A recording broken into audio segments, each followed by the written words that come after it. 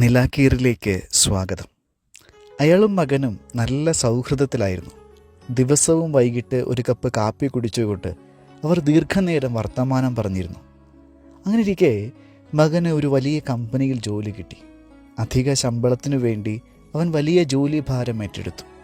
പുതിയ സുഹൃത്തുക്കളും യാത്രകളും തിരക്കുകളുമൊക്കെ ആയപ്പോൾ അച്ഛൻ്റെ കൂടെ ഇരിക്കാൻ അവന് കഴിയാതെയായി. അവർ തമ്മിൽ കാണുന്നത് തന്നെ വിരളമായി. വല്ലാതെ സങ്കടം തോന്നിയ ഒരു ദിവസം അയാൾ അവന് ഒരു മെസ്സേജ് ഇങ്ങനെ അയച്ചു: മോനെ, നമ്മൾ ഒരുമിച്ചിരുന്ന് കാപ്പി കുടിച്ച് വർത്തമാനം പറഞ്ഞിട്ട് കുറേ നാളായല്ലേ. അത് വായിച്ചപ്പോൾ പഴയതൊക്കെ അവന് ഓർമ്മ വന്നു. അവന് കരയാൻ തോന്നി. വീണ്ടും അവർ ഒരുമിച്ചിരുന്ന് കാപ്പി കുടിച്ച് വർത്തമാനം പറയുന്ന സന്ധ്യകളുണ്ടായി. തിബേരിയാസ് കടൽ തീരത്ത് അന്ന് സംഭവിച്ചത് അത്തരമൊരു തിരിച്ചുപിടിക്കലായിരുന്നു. യേശു ഉത്ഥാനത്തിന് ശേഷം അപ്പോസ്തലന്മാർക്ക് 2 വട്ടം അതിനകം പ്രത്യക്ഷപ്പെട്ട് കഴിഞ്ഞിരുന്നു. എന്നിട്ടും തള്ളിപ്പറഞ്ഞതിൻ്റെ ഭാരത്തിൽ നിന്നും പുറത്തു വരാൻ പത്രോസിന് കഴിഞ്ഞില്ല. അതുകൊണ്ടാണ് മീൻ പിടിക്കാൻ പോകുന്നു എന്ന് പറഞ്ഞ് അയാൾ ഇറങ്ങിയത്. ഞങ്ങളും വരുന്നു എന്ന് പറഞ്ഞ് മറ്റൊരു 6 പേർ കൂടെ പോവുകയും ചെയ്തു. അത് ഒരു രാത്രിയെക്കുറിച്ചുള്ള പറച്ചിൽ മാത്രമായിരുന്നില്ല, മറിച്ച് പഴയ തീരത്തേക്ക് തിരിച്ചു പോകാനുള്ള തീരുമാനമായിരുന്നു. വള്ളവും വലയും കടലുമൊക്കെ പത്രോസ് യേശുവിനെ കണ്ടുമുട്ടുന്നതിന് മുമ്പുള്ള ജീവിതത്തിൻ്റെ അടയാളങ്ങളായിരുന്നല്ലോ. ആ പഴയ ജീവിതത്തിലേക്ക് തിരിച്ചു പോകുന്നുവെന്നാണ് പത്രോസ് പറഞ്ഞത്. അത് ഒരിക്കൽ ഉപേക്ഷിച്ചതിലേക്കുള്ള തിരിഞ്ഞുനോട്ടമായിരുന്നു. ഇത് സ്നേഹത്തിൻ്റെ വലിയൊരു പരീക്ഷയാണ്. സ്നേഹിക്കപ്പെട്ടതിൻ്റെ ഓർമ്മകൾ മറന്നുപോവുക എന്നതാണ് ആ പ്രലോഭനം. പഴയതെല്ലാം വിട്ടാണ് പത്രോസ് യേശുവിൻ്റെ പിന്നാലെ നടന്നത്. എന്തെല്ലാം അതിശയങ്ങളായിരുന്നു അയാൾ കണ്ടത്. സ്നേഹാതിരേകത്തിലായിരുന്നപ്പോൾ കർത്താവെ, നിന്നെ വിട്ട് ഞങ്ങൾ ആരുടെ അടുക്കലേക്ക് പോകാനാണ് എന്നുപോലും അയാൾക്ക് പറയാൻ കഴിഞ്ഞു എന്നതാണ്. പക്ഷേ യേശുവിനോടൊപ്പം ഉണ്ടായിരുന്ന അതുല്യമായ ഓർമ്മകളെല്ലാം പത്രോസ് ഇപ്പോൾ മറന്നുപോയിരിക്കുന്നു. ഇപ്പോൾ അയാളുടെ ഉള്ളിലുള്ളത് നിരാശയും വേദനയും മാത്രമാണ്. ഒരുപക്ഷെ യേശുവിനെ തള്ളിപ്പറഞ്ഞതിൻ്റെ കുറ്റബോധം ഉണ്ടാകുമായിരിക്കാം. യേശുവിൻ്റെ മുഖത്തേക്ക് നോക്കാൻ ലജ്ജ തോന്നിയിരിക്കാം. അങ്ങനെ യേശുവിൻ്റെ കൂടെ ഇനി നടക്കാൻ താൻ അയോഗ്യനാണെന്ന് അയാൾ ഉറപ്പിച്ചു. അങ്ങനെയാണ് പഴയ തീരത്തിലേക്ക് അയാൾ തിരിച്ചു പോകാൻ തീരുമാനിച്ചത്. നമുക്കും ഇതുണ്ടാവും.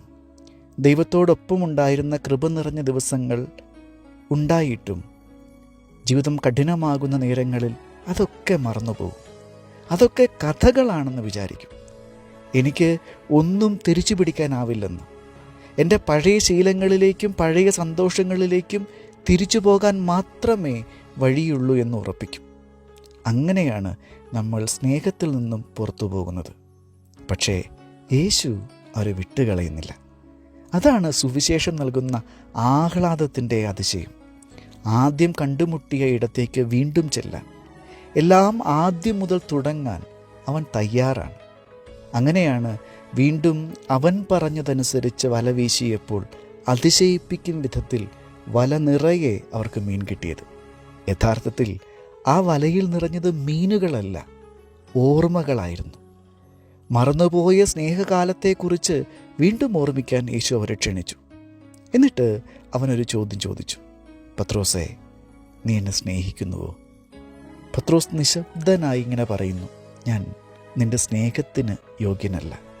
പക്ഷേ യേശു പറയുന്നു, അതൊന്നും സാരമില്ല, നമുക്കിനിയും ആദ്യം മുതൽ തുടങ്ങാം. ഇത്തരം സമയം നമുക്കും ഉണ്ടായേക്കാം. വിശ്വാസം നഷ്ടമാകാം, പ്രാർത്ഥന ഇല്ലാതെ ആകാം, പഴയ തീരത്തിലേക്ക് പോകാൻ തോന്നിയേക്കാം. പക്ഷേ യേശു പറയുന്നു, നമുക്ക് ആദ്യം മുതൽ തുടങ്ങിയാലോ. ദൈവവുമായുള്ള ബന്ധത്തിൽ മാത്രമല്ല, മനുഷ്യരുമായുള്ള ബന്ധത്തിലും ഇത്തരം അനുഭവങ്ങൾ ഉണ്ടാകാം. ഒരുമിച്ചുണ്ടായിരുന്ന കാലത്തെക്കുറിച്ച്, സ്നേഹിക്കപ്പെട്ടതിനെക്കുറിച്ച് മറന്നേ പോവുകയും ഒരിക്കൽ ഇറങ്ങി വന്ന ഇടത്തേക്ക് തിരിച്ചു പോകാൻ തോന്നുകയും ചെയ്തേക്കാം. യേശു ചെയ്തതുപോലെ വീണ്ടും നമുക്ക് ആദ്യം മുതൽ തുടങ്ങിയാലോ എന്ന് ചോദിക്കാൻ 2ൽ ഒരാൾക്ക് കഴിഞ്ഞാൽ തിരിച്ചു പിടിക്കാനാവും ഒരിക്കലുണ്ടായിരുന്ന സ്നേഹത്തിൻ്റെ വസന്തകാലം. സ്നേഹത്തിന് വീണ്ടും ആരംഭിക്കാൻ കഴിയും. ശരിക്കും ബൈബിളിൻ്റെ ഉള്ളടക്കം തന്നെ അതാണെന്ന് പറയാം. ദൈവം മനുഷ്യനെ നോക്കി പറയുന്നു, സ്റ്റിൽ ഐ ലവ് യു. കഴിഞ്ഞതൊന്നും സാരമില്ല, നമുക്കിനിയും ആദ്യം മുതൽ തുടങ്ങാം.